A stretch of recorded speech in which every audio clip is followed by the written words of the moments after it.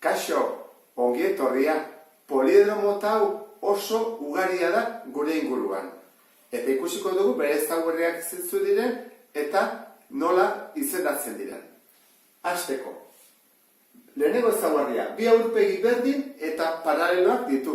Orduan adibidez hau, prisma bat da. Zergatik? Aurpegi bat eta beste aurpegi bat eta biak paraleloak eta berdinak ditu. Oraingoz, hau bada prisma.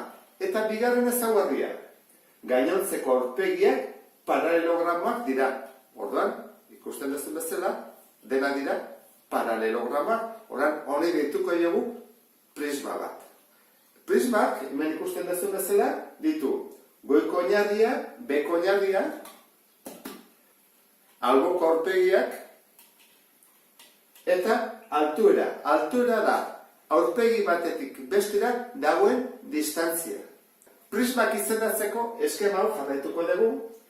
Lehenengo esan behar dugu prisma dela, gero oinarriko alde kopurua zenbat dituen, gero zuzenaren edo zeiarraren, hauek zeiarrak dira, ikusten duzu bezala inklinatuak daude, orduan paralelogramoak dira, baina ez dira angelu zuzenak, ikusten duzu bezala.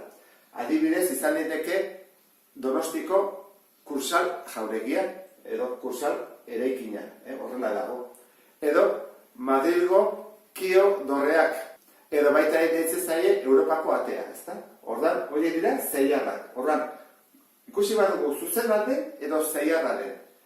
Zuzena baldin bada ez dugu esaten zuzena dela, jarraitu egiten dugu eskemarekin, eta esango dugu erregularra den, oina, edo irregularra den. Orduan, hasiko gara, hau izendatzen. Prisma da. Zenbat alde ditu oinean? 1, 2, 3, 4, 5, 6, 7, 8. Orduan da, prisma oktogonal, erregularra. 8 aldeak, berdinak direlako, eta poligono erregularra delako. Orduan esan dugu, prisma oktogonal, erregularra dago.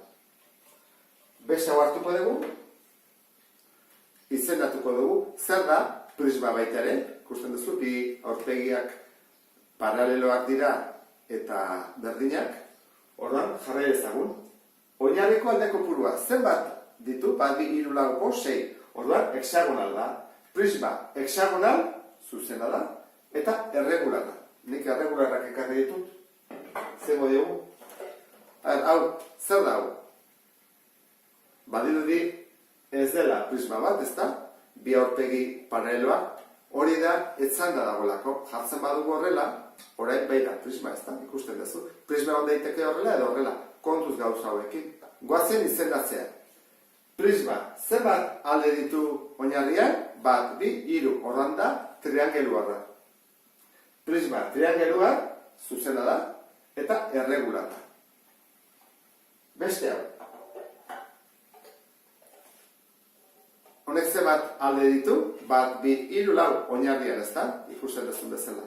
Orduan, deituko genioke prisma lau angeluko gaizki gelditzen da. Orduan, alderantziz esango dugu, lau angeluko prisma erregular bat.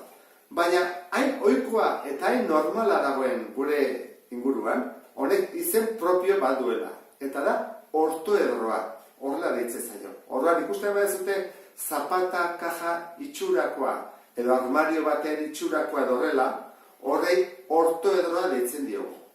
Hau da, ortoedroa. Naiz eta deitu nahi bada prisma ere, bai. Hau zer da? Kubo bat. Baina prisma ere bada, bai, begira, bi alde paraleloak eta berdinak, horra deituko bainake honi ere bai, lau angeluko prisma erregular bat. Baina kuboa da.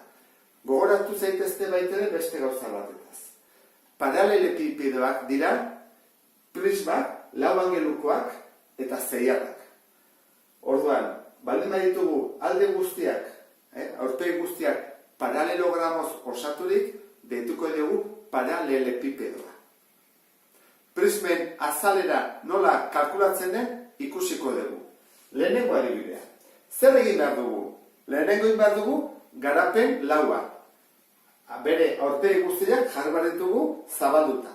Orduan, egiten duguna da alboko aurpegiak Edeki, 1, 2, 3, 4, 5 eta 6. Gero, goiko azala, edo goiko azalera, eta bekoa. Orduan, atea ditugu. Azalera guztiak, aurpegi guztiak. Orduan, hemen jarriko ditugu behar ditugun datuak. Hau badakigu zenba den? Bai, 8 zentimetro. Hau badakigu zenba den? 10. Eta 8,76 zer da? Zentrotik honera dikoana. 8,76. Goazen, bana azalerak kalkulatzea. Hau eta hau, bi azalerak berdinak dira. Orduan, bat kalkulatuta, besteare badakigu zenba den. Zein honen formula? Azalera, oinarriarena, berdin. Hau zer da, poligonoa regular bat, orduan da, perimetroa bidera apotema, zati bi. Zenba da perimetroa? Alde guztien batura. Bakigu hau dela 10, eta 10. Zenba da perimetroa? 60. Bider apotema, eman digute. Aldearen erditik, zentroa joana, 8,66 zati bi. Hori eko dugu.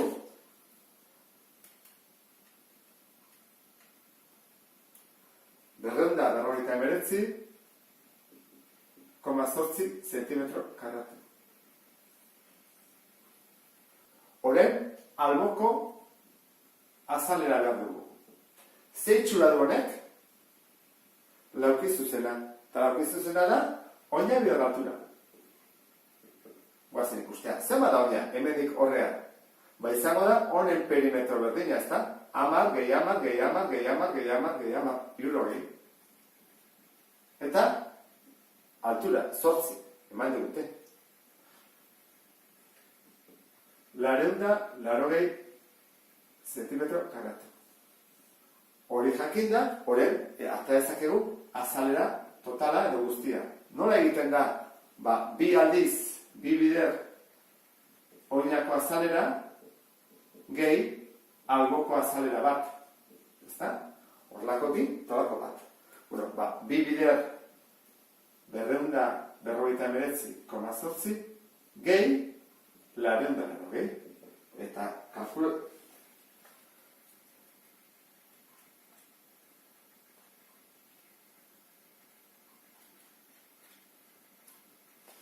Bederatzireun da, 89,6 zentimetro karratu.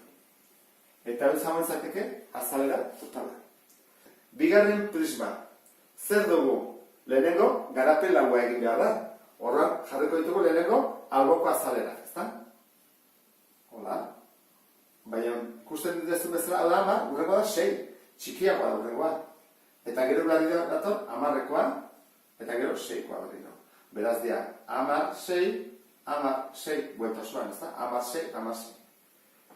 Gorak egiten badut, eta bekoa. Hau batigu 10 dela, zenba da hau? Ikusten dezu bezala, hau da 10, hau da 6.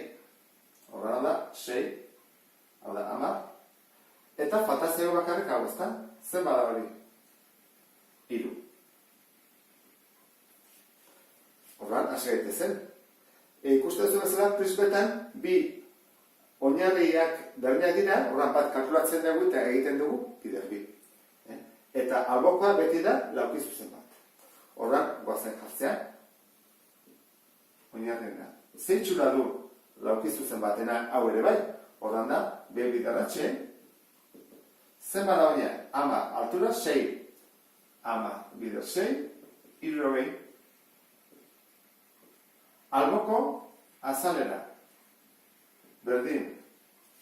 Esan dugu dela, laukizuzen bat baitere, luzea. Horren da, behin bidaratxe ere bai.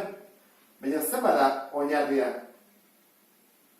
10, gehi 6, gehi 10, gehi 6. Hogei, 26, 32. Ez da ordena da, 32. Eta altura, 3. Eman digute, 3 dela. Ikusten dezun bezala. 96 zentimetro karratu. Orduan zenba da azalera totala? Hemen esan dugun bezala, ezta? Hau da. horrelako bi, beraz, 2 bider 60, gehi 96. Eta hori da, 216 zentimetro karratu. Eta honekin amaitzen ditugu prismak. Beste bat arte, agur!